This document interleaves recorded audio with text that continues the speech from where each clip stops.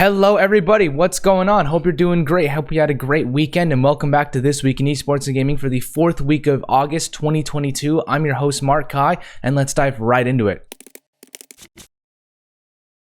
For our first top 3 story, YouTube has ran their Game On event to showcase gaming creators. It happened yesterday and featured many creators across many games and genres such as Dream, Markiplier, Courage, Myth, MatPat, and many others. There were over 60 creators, I believe, featured, and it had many different segments with different games and things participating. It was one of the first few times that YouTube has actually had this exclusive streaming event where viewers could participate and engage with their favorite creators, and it took place in 5 different languages, which I think is really cool. It also seemed like it was not really having good reception from the audiences at first, by the trailer video only having 8,000 likes to the 14,000 dislikes, but that's only the trailer. And watching throughout the VOD, it seemed like their chat was actually pretty receptive and pretty happy to have YouTube hosting this event with their favorite creators now. And I know YouTube very strategically picked these creators that would take place because most likely these creators have very devout audiences that will support them in any initiative such as Markiplier or Dream. So I'm curious to see if they do more of these community type events in the future to compete with Twitch in order to start building a community in a way that Twitch dominates right now. Whenever people think of live streaming, they think of Twitch because there's more community to that. So I'm wondering if YouTube is trying to push this more as a way to actually build community for live streaming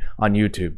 For our second top 3 story, Sony's going berserk on gaming TV and movies. I'm going to start by listing out all the gaming TV shows and movies that Sony's working on right now, and this is not a comprehensive list because there might be even more coming out soon. The Last of Us, Twisted Metal, Ghost of Tsushima, God of War, Horizon Zero Dawn, Gran Turismo, Days Gone, and Gravity Rush. That's an absolutely insane amount of content they're working on in addition to actually making games, and I've been talking about this all week with game IPs also being converted into TV shows and movies here. I'm curious how they're determining which IPs get turned into movies and which ones get turned into TV shows. I assume more franchise and longer term games, a TV show would make more sense since it can generate recurring viewers and longer term fans of that IP. Sony specifically is looking to expand its music and TV offerings, and I think it makes a ton of sense given Sony and PlayStation are great with first party games with long storylines and huge character development, so it's really good for that. They're great at that single player game. I'll be excited to see how people react to the shows and movies as well as what other game studios and developers will be following Sony as well as Riot's lead for game IP expansion.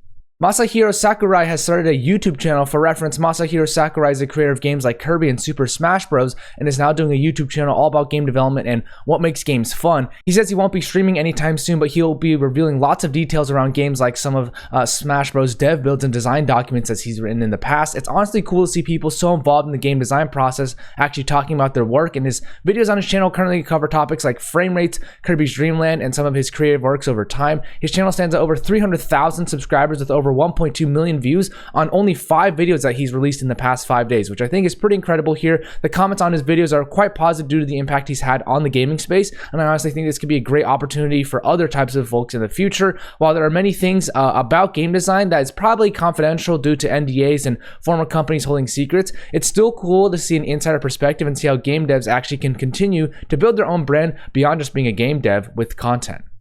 As far as partnerships go, Genji partnered with Smile Direct Club. Genji will launch Smile XP, a 3-episode series over 6 months of remote, accessible, and affordable oral care. The series will feature Genji streamers Shannon Williams, Jessica Kim, and Christology.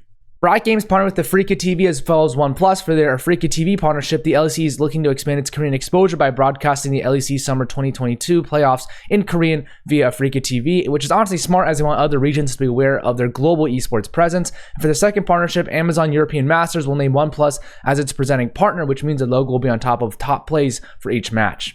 For finance and M&A, Tidal Gaming rebranded as Sportsflare, and they're going to be selling their esports team assets. Tidal Gaming is looking to sell its assets related to its esports team Lazarus as they're looking to pivot into more sportsbook related business in esports, and the rebrand comes as a result of the same push as well. Game studio Something Wicked have raised $13.2 million. The studio is founded by former Fallout lead producer Jeff Gardiner, and the investment was led by NetEase Games. Game producers at the company have worked on Fallout New Vegas, Fallout 3, Skyrim, and Dragon Age Inquisition. They're currently working on Wordsong, a historical fantasy RPG game taking place in a fictional version of Middle-aged Portugal.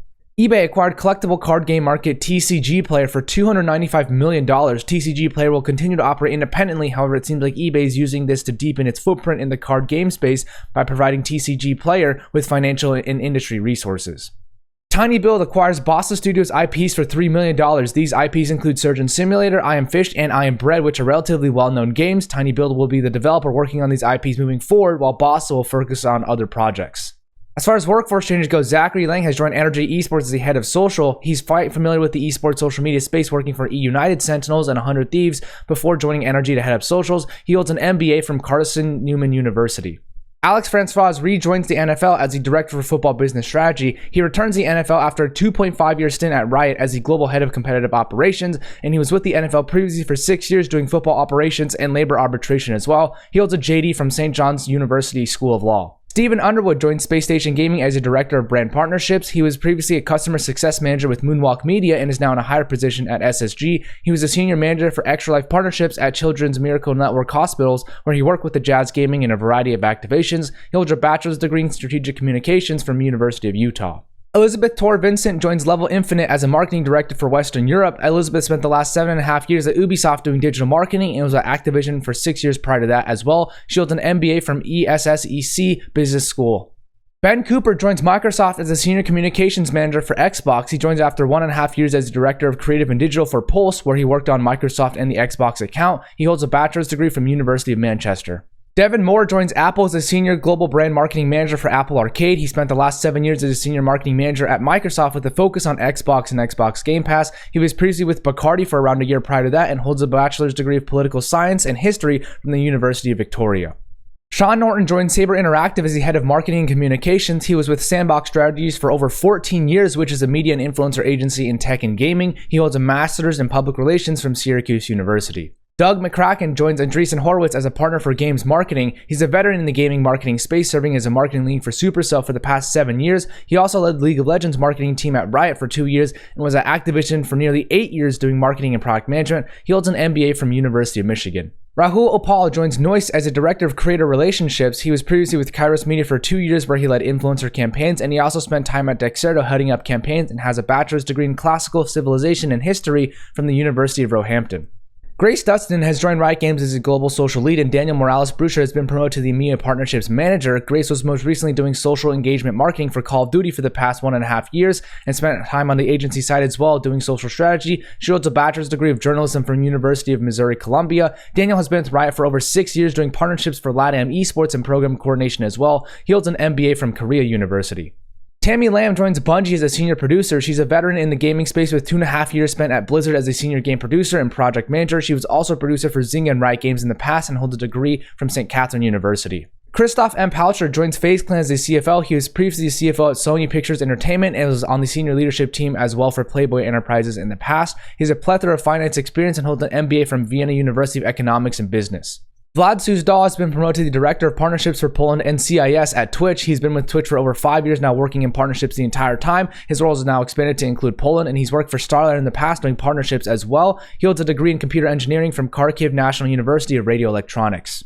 Jessica Strassman has been promoted to the Music Label Partnerships Manager at TikTok. She was working for TikTok for about 9 months prior to promotion doing creative partnerships, and she's also worked with artists in the past with Twitch in 2021 and has lots of experience in the music space with 7 years at Columbia Records. She holds a bachelor's degree in sociology from UC Santa Cruz. And as far as new stuff goes, French publisher Microids launched a music label called Microids Records. The aim is to collaborate with musicians and composers to release soundtracks from games it has published, and the first 2 albums to join the label will be the soundtracks from Siberia 2 and Siberia 3, composed by Inon Zur. That's it for this week in esports and gaming. Thank you so much for tuning in, and credit to the authors and brands themselves for the images and information provided. Shout out once again to James Fudge for the People on the Move newsletter, where I get a good chunk of my workforce changes news. If you'd like to support him, click that link down below, and as always, everybody, have a great day.